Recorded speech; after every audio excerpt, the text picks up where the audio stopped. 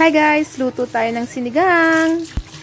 Hugasan muna natin yung mga gulay bago natin i-cut.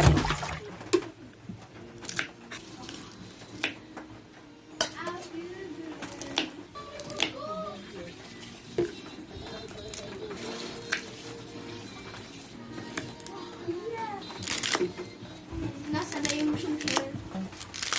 Igip.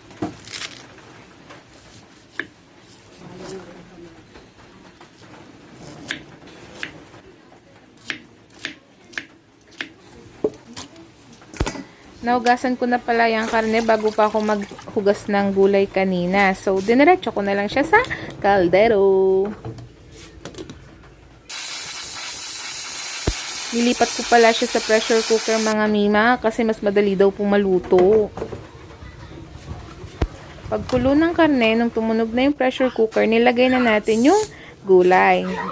Pagguluto ng gulay, nilagay na natin ang sinigang mix at ayan na, hain na tayo.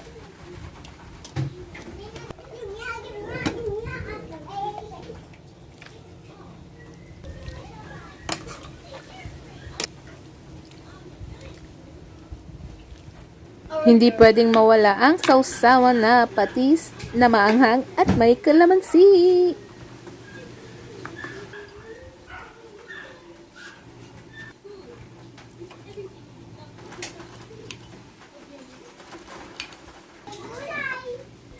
Kain na tayo!